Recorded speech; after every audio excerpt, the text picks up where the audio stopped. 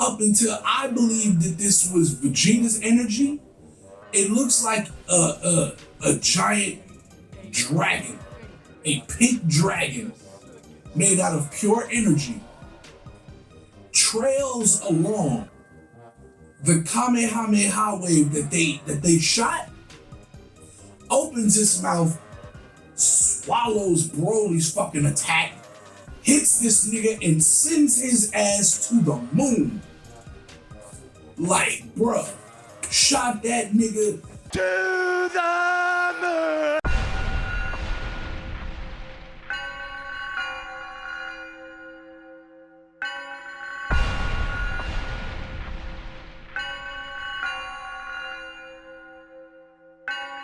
Dynamic entrance kicking in the door like God. Turn up to the max, shooting energy up to the sky. Tap into the station 935, it's time to rock. Swooshy color backgrounds just to let you know we fly. Undefeated, never beaten, cause we got the skills. Striking all this black gold, you would think we had a drill. We got what you need, homie, so come and get your fill. Relax and unwind, it's time to anime and chill.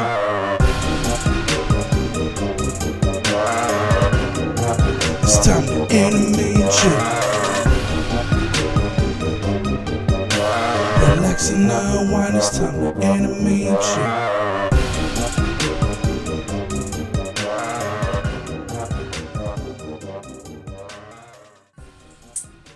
It has been a while. It's been over like a month and a half, almost 2 months since I've been up here in the studio.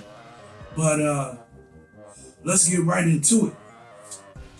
You are now chilling with your, hold up. You are now tuned in to Anime and Chill, and you are chilling with your favorite N-word, the biggest anime nerd. I can say it. You can't though.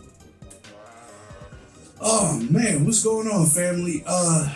It's been a while since I cut any new content. I know y'all are probably mad at me, but hey, I've been busy, been working my behind off, trying to grind and get my money up, all that extra good stuff. Finally found some time to get in the yo and cut me some content. So here we go. Since I've last spoke to y'all, it's been a lot of anime stuff popping up. Like a fan film went viral. That being this joint called Legend, a Dragon Ball Tale. I'm gonna touch on that today. What I also want to touch on is I recently saw Dragon Ball Superhero, so we're gonna get into a little bit of that. I'm gonna try to make this quick because my battery life on everything is a little low, but I did want to cut this while I was in the area. So before I get to Legend and before I get to Dragon Ball Superhero, what I did want to talk about is She-Hulk. I didn't really watch She-Hulk. All of the reviews for like the first 2 or 3 episodes, they've been saying that it's not really all of that great. That what they're doing is they're almost replacing Bruce Banner in the actual Hulk with She-Hulk. I did see a viral clip, or a clip that I guess went viral, and it was the part of, I want to say that's episode 1, where Bruce Banner as the Hulk is trying to explain to his cousin, don't get me the lion, but he's trying to explain to his cousin who becomes She-Hulk, Jennifer Walters. There you go. See, I just had to take a little time to think. But the clip was Bruce is trying to explain to Jennifer how to control her anger. And then she gives the whole feminist speech of, oh, I know how to control my anger. I've been controlling it. Every day that I run into men who want to catcall me and this, that, and the third. And so it's like, You're spewing this feminist rhetoric to a guy who literally had the government chasing after him to kill him. Then he finally was able to fall in love, and that being with Black Widow. Then he had the Scarlet Witch hex him and have him destroy South Africa. He destroyed Cape Town, and then he left, went to a whole nother planet, and that was the only place that he could get, you know what I mean, like, I don't want to say recognized, but like acknowledged. Acknowledge me. And celebrated, only to then be forced back down to earth and lose the love of his life, Black Widow, in Endgame. Well, she got an Endgame. So it's like he tried to snap her to bring her back, but couldn't do it. So yeah, no, Bruce Banner dealing with the fact that I'm always angry. is like, yo, I'm trying to help you, but the way Hollywood is now, you can't have a female superhero get any kind of training or mentorship from a man. Like, they even changed Jennifer Walters' origin story as to how she became She-Hulk. That being, she saved Bruce from a car, and being that she had an open cut and he had an open cut, he bled into her open cut and she became She-Hulk. That's not how it works. That's not how any of this works. I'm pretty sure if you get somebody else's blood in your cut, you're liable to come up with AIDS, not become a superhero. But I digress. Her original origin story was that she was shot. I'm guessing by like a mobster that she was deposing in court, right? And she was shot and needed a blood transfusion. Being that Bruce was her only living relative, he, you know what I'm saying, reluctantly gave her the blood transfusion because he was afraid of what would happen if anybody came into contact with his blood. So they completely changed everything about a character, and then said, it was all about men fantasizing about how she should look, and I'm not even gonna go into that. Let's just say y'all changed too much of her story so that it wasn't the same character, and the fans voted with their feet. Okay, now that I got that out the way, I don't think I'm gonna talk about any WWE this week. We got Clash at the Castle coming up, so I think what I'll do is I'll wait till then and I'll kind of come back and give an overview. I will touch on one thing though. Raw, the previous Raw, the Raw before recording this episode, Seth Rollins kind of quote unquote went off script, right? He was doing an interview with Corey Graves and Matt Riddle, and Matt Riddle made he took a shot at Seth, saying, at Clash at the Castle, I'm gonna prove why the only man in your relationship is Becky. And then it was like they were supposed to have cut the feed, and that was supposed to be the end of the interview. So when they got back from commercial break, they said we were cutting the feed and the mics were still live, and we picked this up. And they went back to the split screen between the two of them, and Rollins let his ass have it. My man said, you want to talk about my family? Let's talk about your family. Oh, wait a minute, nigga. You don't have a family because your wife took the kids and left because they didn't want to see your bitch ass no more. Like, bro, he said it just like that. Like, bro, and when he said it, I was like, what? Oh no! Like, nigga, you stepped over the line, Holmes. Like, yo. But yeah, like that whole feud, the way they built the feud between Rollins and Riddle is like fantastic. It is wrestling like 101. So I've touched on a little bit of Marvel, touched on a little bit of WWE. Now it's time to get to what y'all came to see. The first thing I'm going to talk about is this fan film that went viral not too long ago, and that is Legend of Dragon Ball Tale. If you haven't seen it, I say this all the time. I swear to God, I'm gonna get some merch that says if you haven't seen it, I don't know how. Y'all stay tuned because I really want to do that. Get merch that says if you haven't seen it, I don't know how. So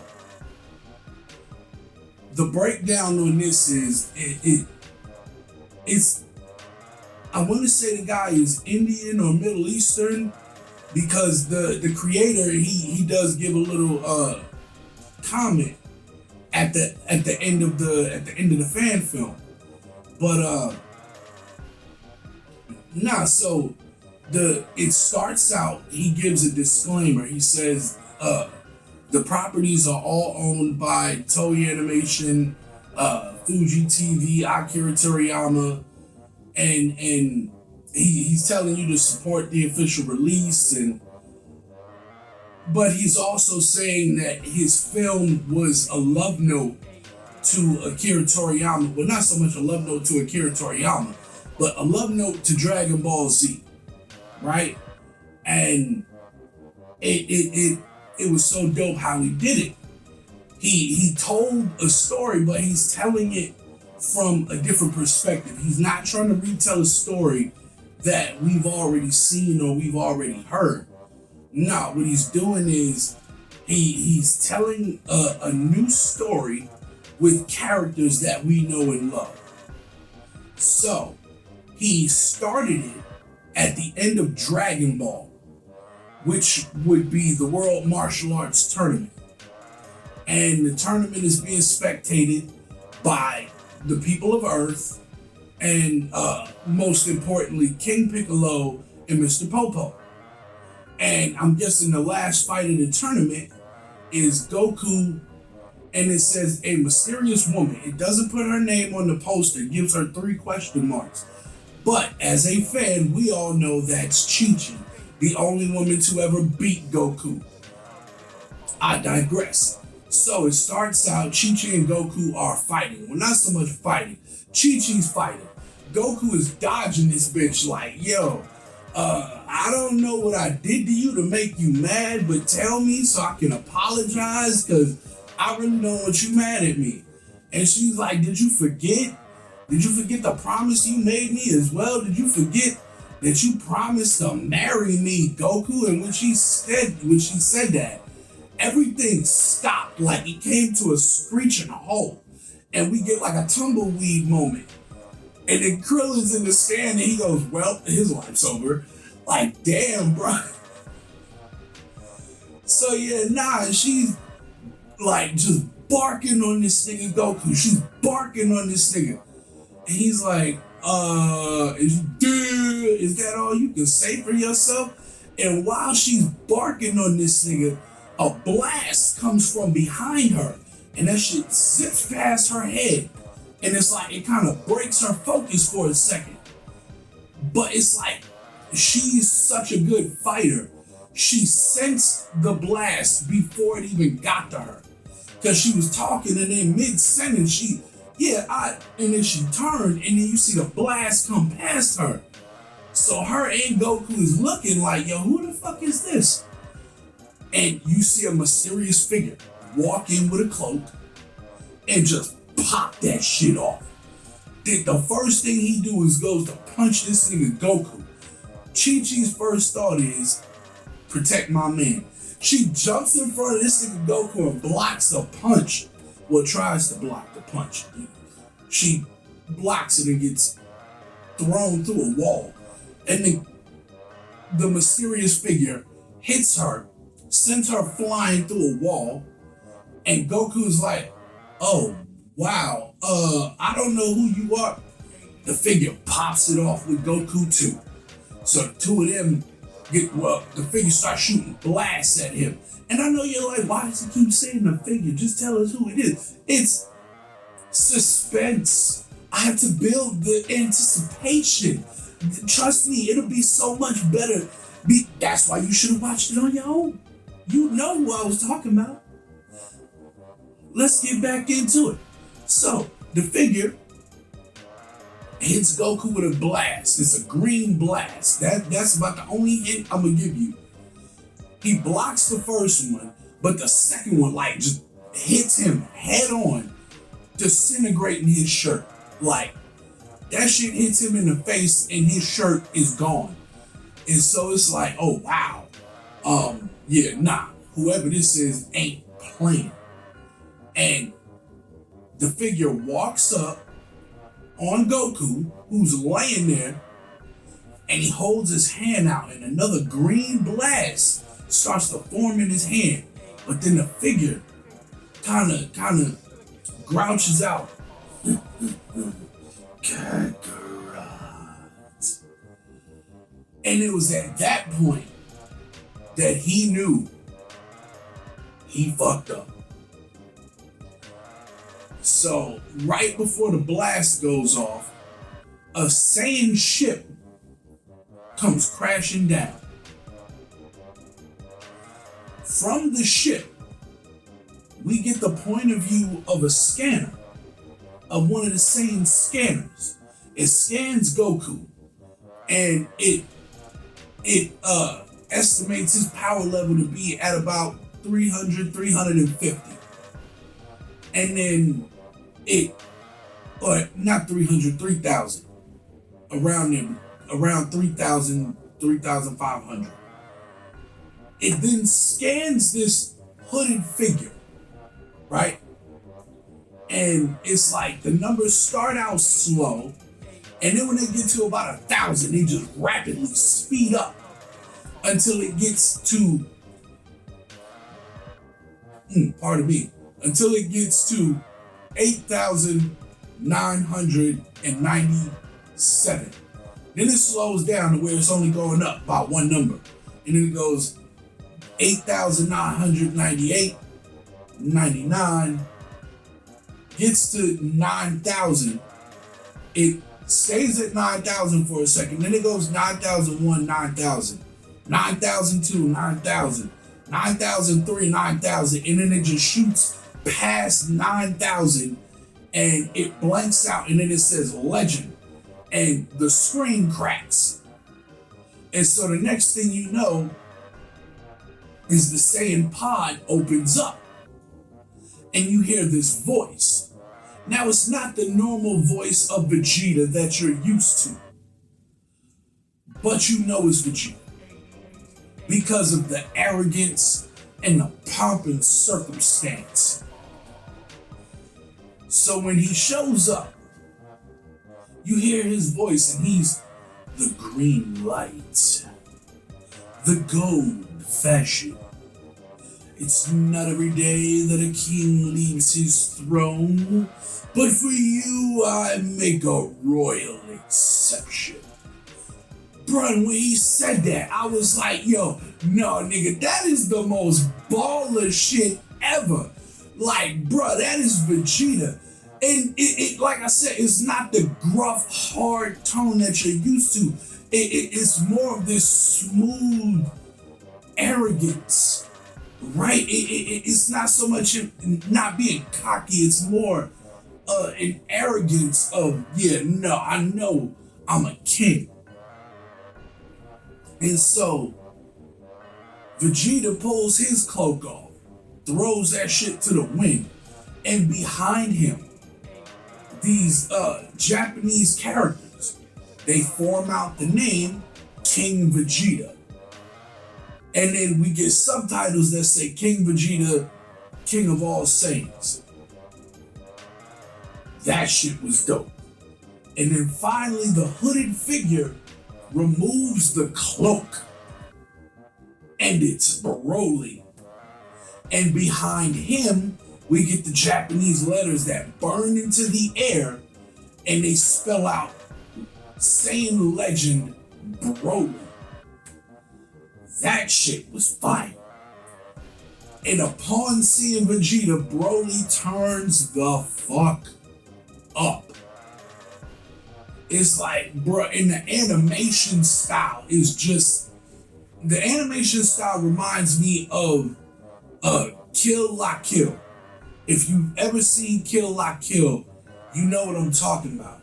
If you have not seen Kill La Kill, pause this video, go check out Kill La Kill, come back, and you'll know what I'm talking about. Or even better, go check out Legend, a Dragon Ball Tale. Bruh, trust me, it's worth the watch. I'm not gonna say I guarantee it because I don't want to guarantee something else. But I highly recommend it. I will say that. So no, Broly goes Super Saiyan, like with the green and all that shit. Vegeta goes Super Saiyan. Only thing is, once Vegeta goes Super Saiyan, it's like we don't get the constant golden flare that's around him. We don't get his golden aura. It's like he's trained so much. It's almost like when Goku and Gohan were able to sustain Super Saiyan without burning energy after coming out of the hyperbolic time chamber. So it was like that. But Vegeta's fighting style, the way he was moving, it was like, bruh, with the animation style that they had, it made that fight so much better. Vegeta off the rip starts giving Broly the hands, bro. Like I'm talking about lefts and rights, my G. He is giving this nigga Broly the business. But with any fight that has to do with strength versus speed, all it takes is Broly to hit that motherfucker once. Right? Broly fucking drop kicks Vegeta in the gut, sends my man flying through the air. He jumps up behind this motherfucker, follow, boom, hits Vegeta all in the gut, crushes his ribs. They give you an X-ray, I don't want to say X-ray vision, but an X-ray glimpse of his ribs being shattered. Hit him so hard, he knocked Vegeta out of Super Saiyan. Vegeta popped Super Saiyan right back, grabbed Broly's hands, swung his body around, hurled him back down at the ground. Broly hit the ground, bounced up. Vegeta comes down, hits him again. Now both Broly and the ground are bouncing like a trampoline. Bro must have bounced like 2 or 3 times before Vegeta like just cracked that nigga. And then Vegeta sets up to hit my man with a final flash. As soon as he goes to set up to do that, Broly pops up behind him, grabs my man like he snuffs this nigga, tries to break his neck. Vegeta fights out of the grip, but again, Broly punches him, knocking him out of Super Saiyan. He tries to pop it again, Broly knocks him back out of Super Saiyan. So Vegeta says, fuck this. He pops his Super Saiyan energy, and then this motherfucker creates a sword. It starts to fight Broly with a sword made out of Super Saiyan energy. What? I'ma give you that one more time. Vegeta begins to fight Broly with a sword made out of pure Super Saiyan energy. What the fuck? Cuts this nigga Broly's hand off. Broly grabs this nigga by the throat and pins his ass to the ground like, motherfucker, I'm going to kill you. You cut off my hand. Nigga, I'm gonna choke you till you suffocate and die, my nigga. Fucking. After that, Vegeta kind of looks over at Goku, who's still laying down. Which you're like, Nick, why are you still laying there like a little bitch? Get up. So Vegeta reaches out and he's cat. Right. Chi-Chi comes running up. And it's like, wait, Chi-Chi's gonna fight this nigga? No. And bruh, it went just as you would expect it to go, bruh. Chi-Chi is she is hitting this nigga with everything she got. But it looks like a 3-year-old trying to fight Brock Lesnar. It's just like, Stop it. Get some help. like, nigga, no. She's sitting there punching this nigga. She hit that nigga like 3 times. He looked over at her, grabbed her by the bicep, like just her arm. But his hand was so big, he could literally grab her whole bicep, like how I'm holding this microphone cord. He took it, he yanked her shit up, popped her shoulder out of place, crushed her actual arm, her I'm guessing that's your humerus. Crushed that shit. So it's like he yanked her shit, popped her shit up and out of socket, broke the arm, threw this bitch to the side. Why did he do that? Why did he do that, y'all? Why did Broly do that? That wasn't cool. Because the next thing you know is this motherfucker Goku turns up. Fuck this shit, I'm out. And I love it because we got the same animation that we got when he went Super Saiyan for the first time on Namek. Bruh. I'm talking about the sky got dark, lightning strikes start coming down. This thing, Goku just he starts, that fucking primal urge starts to try to come up out of this nigga. He gets I guess there's hair that pops up on his chest. If it ain't hair, it's some kind of curse mark. Bro, it pops up on his chest. Pops up on his wrists. He can't hold that shit back. That nigga starts screaming. That motherfucker, needs fire. The fire comes out and it whips back into his face and sets his hair ablaze. And I'm like, Fuck this shit, I'm out. Nope. Fuck this shit, I'm out. This motherfucker here. And Goku gets black. I don't mean like Goku black. I mean like he looked like he was wearing the Nine-Tails cloak. Not even the Nine-Tails cloak. He looked like he was wearing the Three-Tails cloak. Or is that 4? No, that's the 4-Tails. That's the 4-Tails. When Naruto get real like black. So this motherfucker gets pitch black. His eyes start to glow.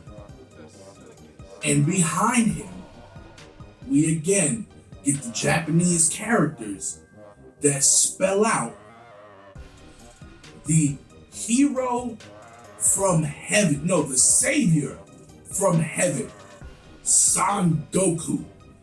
But this nigga looks like the devil. When I say this motherfucker Goku turns the fuck up. He starts to fight this nigga Broly, but the way he's moving, his movements are of that of a chimpanzee. He's fighting like, wait for it, the Monkey King, which is who Goku was pretty much designed after. Freaking, Goku started giving this nigga Broly the business. I'm talking about he's fucking this nigga up. Vegeta gets back up and goes, "Now, Kakarot." And the two of them lock hands. And with each of their free hands, they bring them shits together and they make a super Kamehameha wave. Y'all ain't heard me. They make a super Kamehameha wave, and this nigga Broly shoots his blast. Now, their blast and Broly's blast start to clash. Y'all know the cliche where their blasts go back and forth, back and forth. And it's looking like Broly might, you know what I'm saying, take it, up until I believe that this was Vegeta's energy. It looks like a giant dragon, a pink dragon made out of pure energy, trails along the Kamehameha wave that they shot, opens its mouth, swallows Broly's fucking attack, hits this nigga and sends his ass to the moon. Like, bruh, shot that nigga to the moon. Shout out my nigga Cameron Grimes. But after that, Goku finally goes running over to Chi-Chi and he's like, "Oh hey, I remember now. It's Chi-Chi, right?" And then Vegeta's like, "Look, nigga, we ain't got time for all this shit." He's like, "Kakarot, stop calling me that. Like, nigga, why do you keep calling me that, nigga?"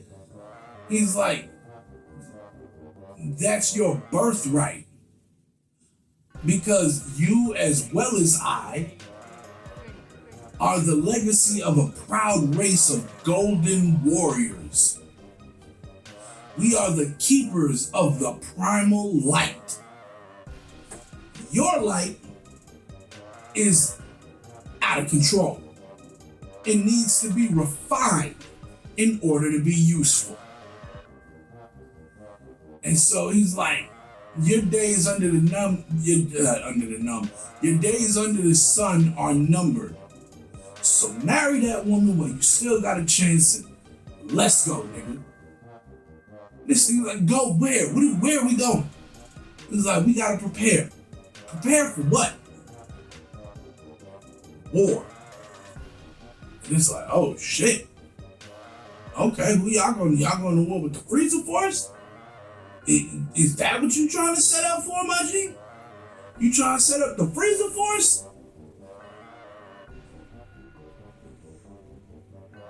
There was also a post-credit scene. Yeah, go figure. But it wasn't like nothing too intricate. It was Broly inside a crater on the moon, and he's just Kakarot.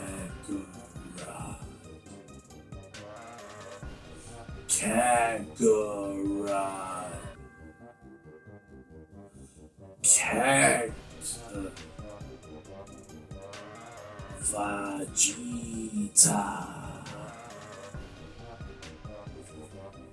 So you mean she was cold-blooded? But yeah, no.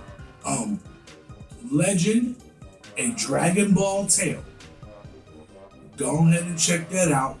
I'm gonna try to put a link in the description down below. I'm trying not to get copyrighted because on episode 3, I had to take out the clip of the fight between Luffy and Enel because I kept getting hit with copyrights. That's kind of why I haven't posted up anything lately, but there should part 3 of Last Minute Rewrites for Mortal Kombat should be up. Episode 4 Episode 4 of Anime and Chill should also be up. But yeah, man. So I'm gonna try to get some more content out there. Like I said, I've just been a little busy.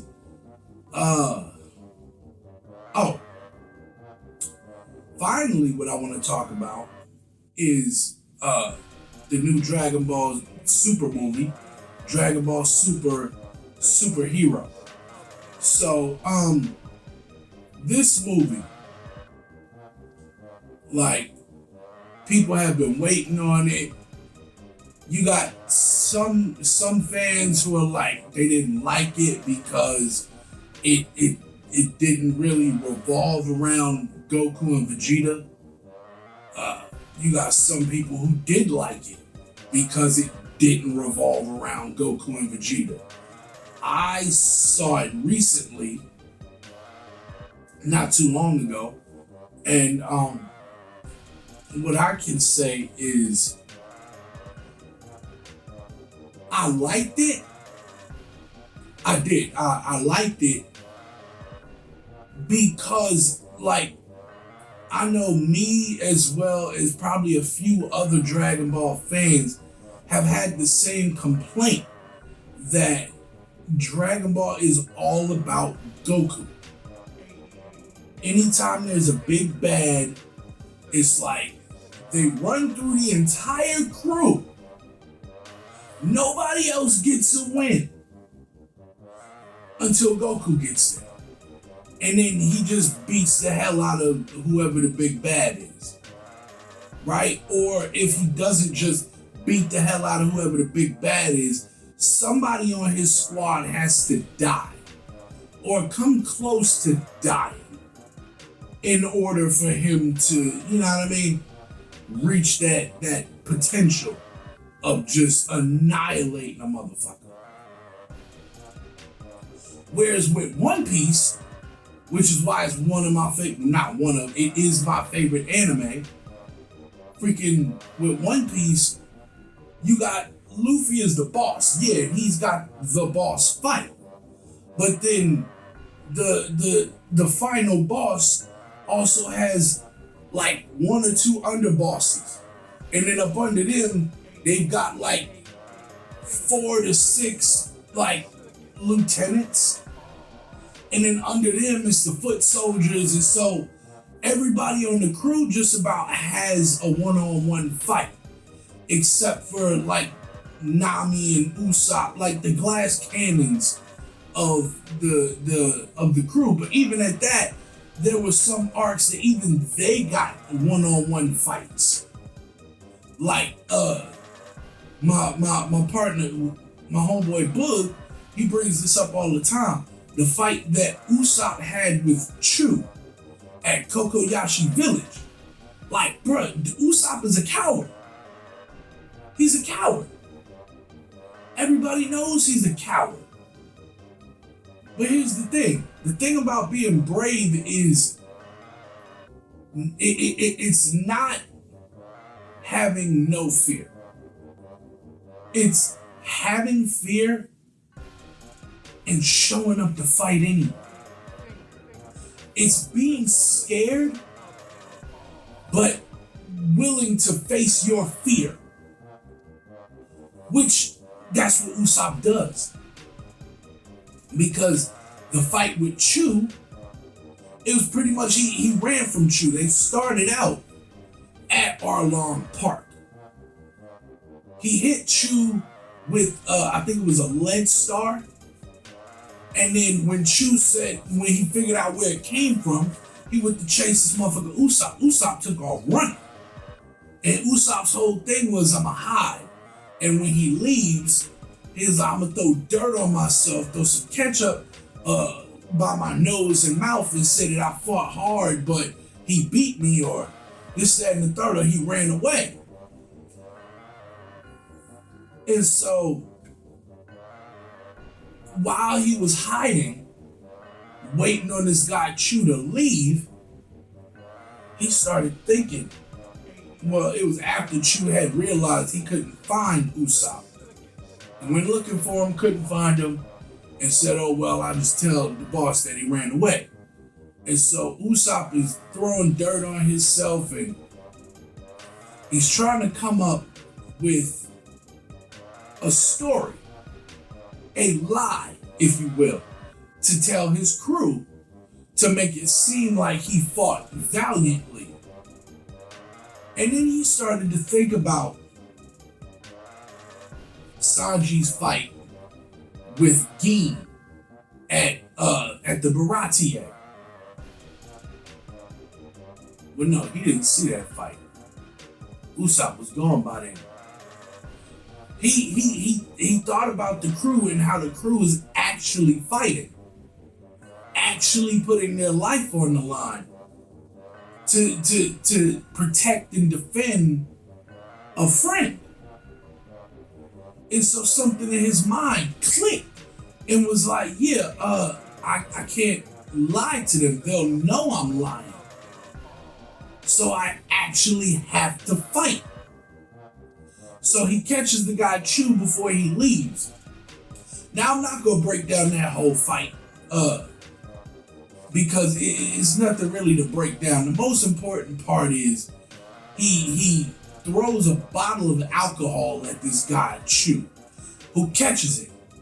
He then shatters the bottle of alcohol with a lead star, covering this motherfucking alcohol. And so the nigga Chew is like, you a coward, you won't fight me, head up, da da da da. And he calls Chew an idiot. He said, you're a dummy. And he's like, what do you mean I'm a dummy? How am I a dummy? Usopp hits him with a fire star. Tabasco star, that's what he called it. And it ignited because it was incendiary. He was like, alcohol lights on fire, dumbass. Set this fish man on fire, ran over and beat his ass with a mallet. As scared as he was, he lumped this nigga up with a mallet. A mallet was poking his eyes out with rubber bands, like just because he kept, every time he opened his eye, would hit him in the face with a rubber band. But I said all that to say this. A big problem with Dragon Ball Z was that everything came down to Goku. You got all of these characters, all of these fighters, but yet and still, when it's time for the big boss, when it's time to vanquish the bad guy, it always comes down to Goku. So in this movie, it was refreshing to see that they weren't, you know what I mean, focused on Goku and Vegeta as much as they were trying to build Gohan. Because that was a fighter that everybody was how can I say this? They were anticipating Gohan becoming like the next version of Goku. But it's like, as long as Goku's here, how can Gohan ever really, you know what I mean, flex his muscle? How can he ever take up the mantle if this nigga Goku will not let it go? So that's why I'm saying this movie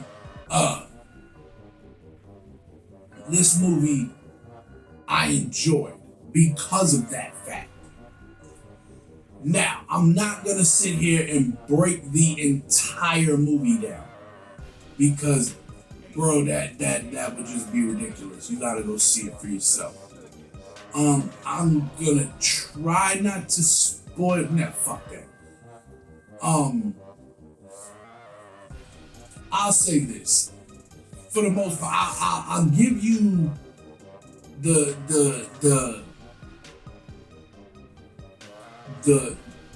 bare bones of the movie. I'm not gonna go too much into detail. So this movie basically centers around Dr. Giro's grandson.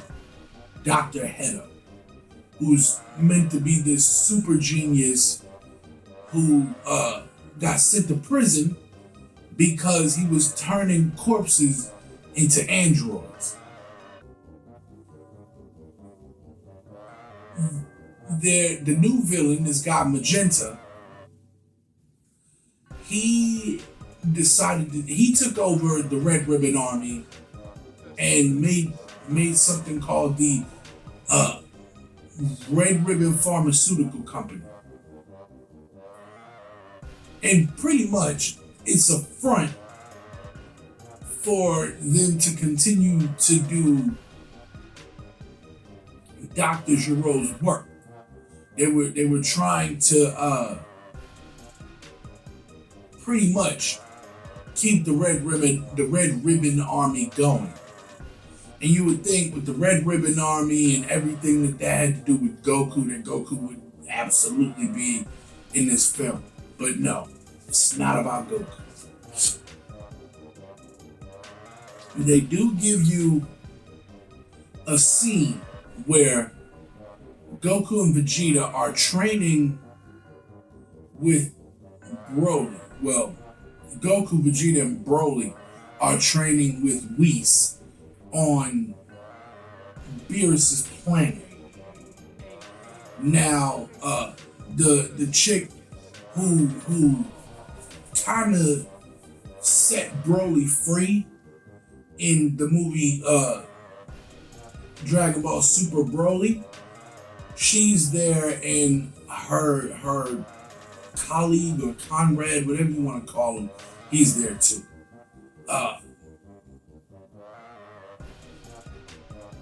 Beerus kind of gets a crush on her, but that pretty much this scene, what they were showing is they were setting up a fight between Goku and Vegeta. Hand to hand, no going Super Saiyan, no energy blasts, no, you know what I mean? No powering up. It's just hand to hand, one-on-one combat. No flying, no none of that. Alright, so it's just straight hands and feet. That's it. Well, while they're doing that, Bulma's trying to call Whis to tell him about what's going on Earth. What's going on Earth is Magenta broke Dr. Hedo out of prison. Dr. Hedo, who has been working on a super secret project, get to that in a minute, has these two new androids called Gamma 1 and Gamma 2. Yeah, go figure. Well, Gamma 2 finds out where Piccolo is and pops it off with Piccolo. And like for a minute, Piccolo's kind of holding his own. But then Gamma 1, who has he doesn't shoot an energy blast, he fires from a ray gun. And it shoots this big ball of energy and it hits Piccolo. And Gamma 2 thinks that he's killed him. But he didn't. He didn't go check for the body either. Which is funny because when he gets back, that's the first thing Gamma 1 asked him. Did you check for the body? No. Why? Was I supposed to? You're always supposed to check for the body. How do you know for a fact he died? Anyway, Piccolo ends up having to infiltrate the Red Ribbon Pharmaceutical Company. While inside their headquarters, he's dressed up as like one of the foot soldiers. And he's pretty much eavesdropping. And he's listening to the bad guy's whole plan, and they're talking about kidnapping Pan in order to get Gohan to come out. right? Because they wanted Goku. He's not around. They wanted Vegeta. He's not around. Who's the only other Saiyan that was there during the Cell Saga? Well, the one that beat Cell, that being Gohan. So they wanted to draw Gohan out. Pardon. So Magenta says, how about we just kidnap his daughter? Now, off the rip, Dr. Hedo is like, no. Heroes don't kidnap children. And now, I know you're thinking, well, why did that matter? They're villains. Because Magenta is lying to Dr. Hedo. Right? He's telling Dr. Hedo that Goku, Vegeta, pretty much all the Z Warriors are the villains. And because they're aliens from another planet. And they're trying to enslave us and take over the Earth. Which couldn't be farther from the truth. Like, bro. It's crazy how he actually tricks Dr. Hedo into thinking that. But they come up with the plan, so they're going to try to kidnap Pan, who is 3 years old at the time. Right? And so they send one of the foot soldiers out. Piccolo volunteers to go because he's like, I know where Gohan lives and this, that, and the third. We can catch him there. And they're like, all right, but she's at preschool right now, so go pick her up from preschool. Freaking Piccolo's like, all right, fine, I'll go. One of the leader of the foot soldiers, like, I don't want to call him the general, but for all intents and purposes, the general looks at Piccolo and he's like, yeah, no, I don't want you going. I think this guy can handle it on his own. Piccolo says, fuck you, ends up sneaking off and going with this nigga anyway. They get to the school. Now again, Piccolo is still dressed up like one of the bad guys, but he lets the original bad guy go. He lets the guy that they sent go to try to pick up Pan. And when he walks over there, this guy's like, okay, little girl, your dad told me to come pick you up and da-da-da-da.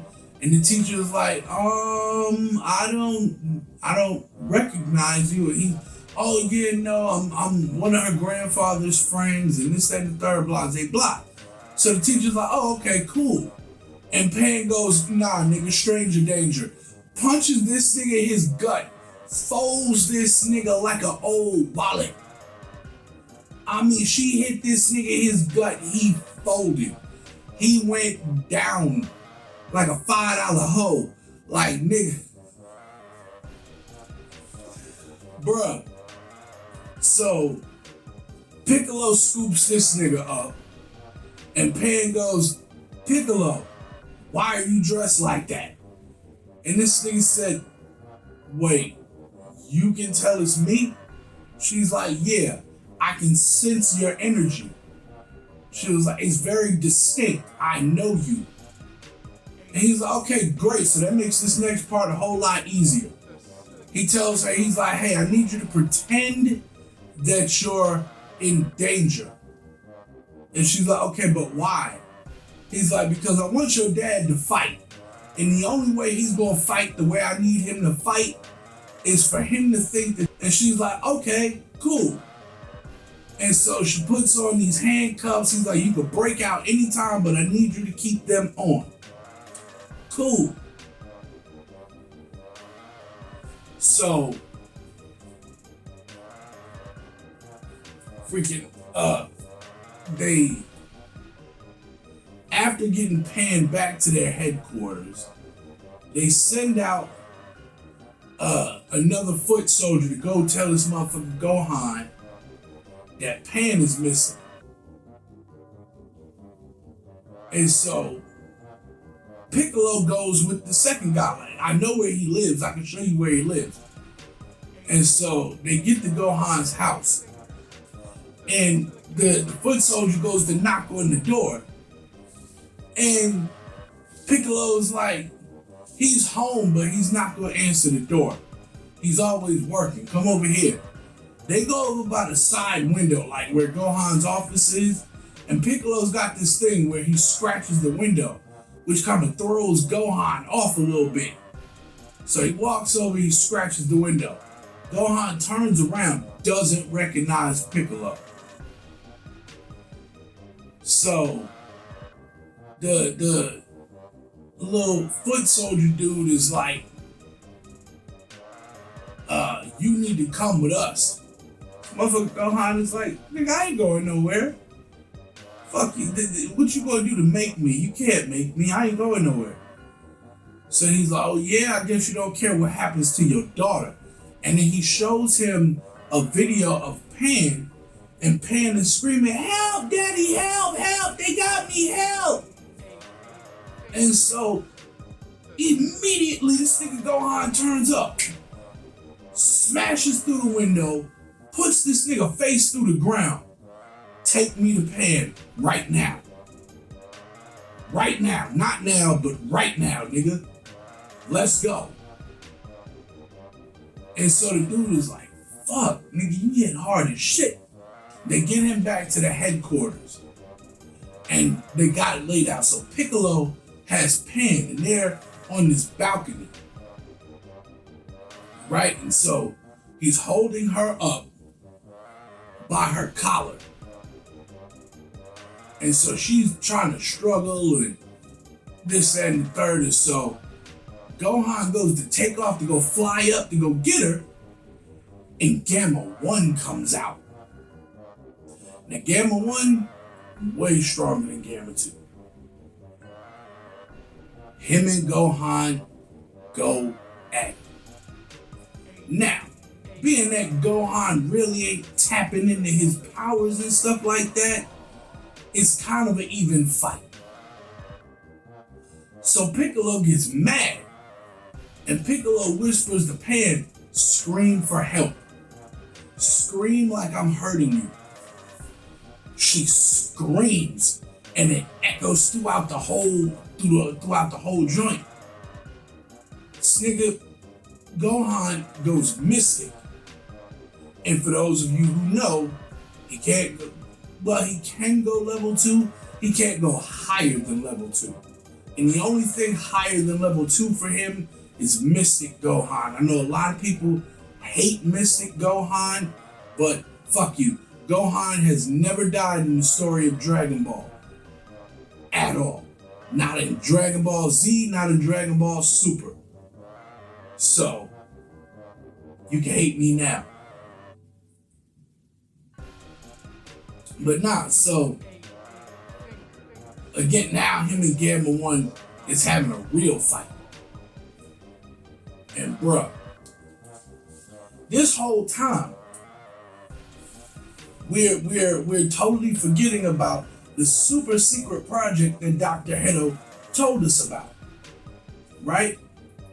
And that being the project of Cell Max. What? Bro, what are you talking about, man? I'm gonna let that one marinate. Cell Max. Now, when I heard the name, I thought the Cell Max was gonna be like, you know what I'm saying? Like they took Perfect Cell and they probably added something to him, made him stronger, kind of put him like on the level of like a Jiren, or if not Jiren, fucking Dispo or Top at least. At least. Right? No. They copied Cell's second form And they made this motherfucker like 60, 70 feet tall, 80 feet tall.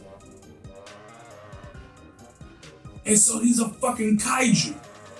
And then on top of that, he's not even a biomechanic. He's purely mechanical. Because there's a part where they crush his arm and they break his arm off, and you see the wires and shit, and this nigga doesn't regrow his limb. Like, yeah. Like, if you're gonna do that, come on, man. Come on, buddy. Come on, buddy. Come on, buddy. But nah, so yeah, they end up letting out Cell Max. Long story short with that one, Piccolo has a new form. Totally forgot about that one. I don't like the way he achieved it, but it was like, how else was he gonna achieve it?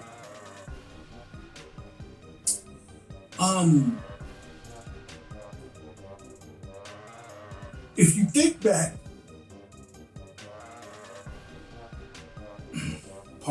if you think back to the Namek saga,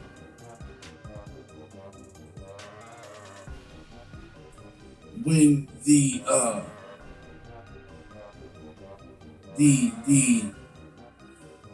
elder Guru, when Guru pulled out the latent potential in Gohan and in Piccolo, he also did it in Dende. I forgot about that one. But yeah, no, he pulled out the latent potential of Gohan and Krillin. Well, Piccolo goes to see Dende and asks Dende to do the same thing. Dende, he's like, you're the same type of Namekian, so you should have that ability. And Dende is like, yeah, no, I am the same type. I just have not learned it yet. That's a skill that we have to learn how to do. And he's like, I haven't learned how to do it yet. That power has not manifested within me yet. And he's like, but I'm pretty sure Shenron can do it. And Piccolo's like, what? We can ask Shenron? He's like, yeah. It's like, trust me. He's like, but don't we gotta go looking for the Dragon Balls?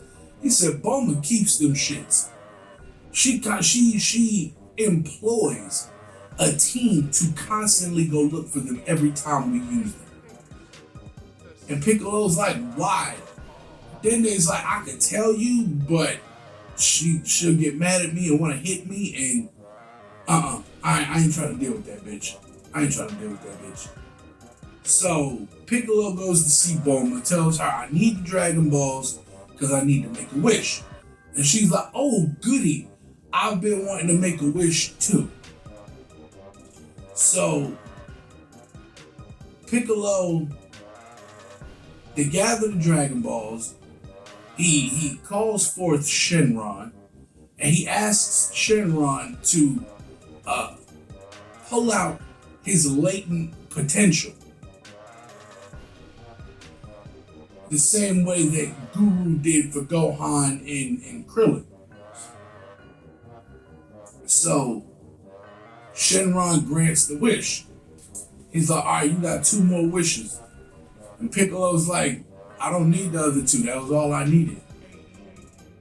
So Bulma does the most thought shit ever. I swear to God, this bitch must be watching City Girls or something. This bitch told Shenron, I want you to lift my butt and make it firmer. And then I want you to get rid of the wrinkles in the crow's feet. Bitch, did you just ask the almighty Shenron to give you a BBL? Bitch, you tripping. You tripping. And I wasn't the only one who reacted like that. Piccolo had the same fucking reaction. He's like, you're kidding me. You're asking the Wish Dragon to give you cosmetic surgery. Bitch, you're rich. You can pay for the surgery. She's like, yeah, but a wish is faster. Oh my God. Oh my God. And he's like, your butt is fine. You have a nice ass. Why the fuck do you need it lifted? Because I want to look younger. Fuck you. You don't know my pain. I'm a woman. And I was like, oh my God, they did not do that. They did not do that. But they did. They did. But yeah, man, Gohan has a new form that I recently learned they're calling Beast Gohan, which I don't like the name of it. The transformation is dope. Like, bro, the transformation is dope. It's fire. The name, though, Pardon. But I guess it's better than Orange Piccolo. Yeah, that's the name of Piccolo's new form. Orange Piccolo. Because the sumbitch turns orange and grows about 1.5 feet. Don't get me wrong, he gets like Cotton Diesel. But that's almost as bad as Frieza and Golden Frieza. Like, y'all can't think of a better name than that? Freaking, But yeah, no, Beast Gohan, when that motherfucker turns up, and he only turns up after seeing Cell Max whip Piccolo's ass. After Krillin talked Piccolo into growing into a giant version of himself like he did at the World Martial Arts Tournament. And it's like, bruh. So, Cell Max is like 70, 80 feet. Piccolo grows to be about 70, 80 feet. And these two motherfuckers have a giant kaiju battle. Yes, we have a kaiju battle in an anime. Let that one marinate. You have a kaiju battle in an anime. Can't make this shit up. But all in all, I didn't see this, but I was told that at the end of Dragon Ball Superhero, there's a post-credit scene. There's a stinger in which they complete the fist fight between Vegeta and Goku. And from what I'm told, Vegeta wins. Because they're so tired and they've been taking so many blows, they're still going back and forth with the punches, but Goku falls first. And that's how it goes off the air. But yeah, not like I tried not to spoil too much of the movie because you really gotta go see it. I do recommend you go see it. Because like I said, the movie is dope. I like it. The animation that they use in Dragon Ball Superhero, it's like they're combining 2D animation with CGI and a little bit of 3D animation. Just a little bit of 3D animation.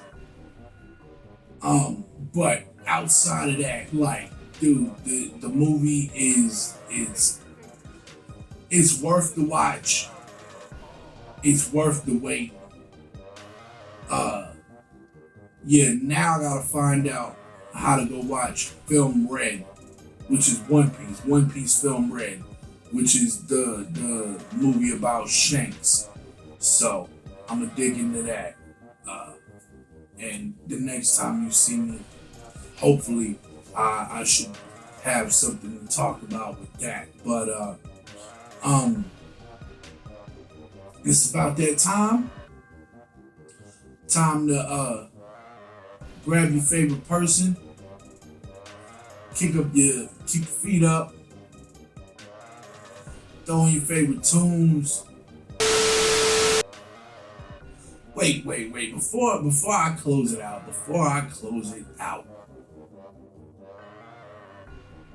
I do want to say this. I need a huge favor. All right? So, I need you to hit that like button. Hit that subscribe button. Share this video with your friends. Alright, leave a comment. Tell me what you thought about my rant, or maybe you just think I look funny with these shades on. Either way it goes. Drop a line in the comment box and, let's keep this thing rolling. I will try to get more content out faster and more consistent. But until then, same bad channel, same bad time. It's about that time. Kick your feet up, grab your favorite person, throw in your favorite tunes. It's time to anime and chill. Peace. Dynamic entrance kicking in the door like I turn up to the max, shooting energy up to the sky. Tap into the station 935, it's time to rock. Swooshy color backgrounds just to let you know we fly. Undefeated, never beaten, cause we got the skills. Striking all this black gold, you would think we had a drill. We got what you need, homie, so come and get your fill. Relax and unwind, it's time to anime and chill.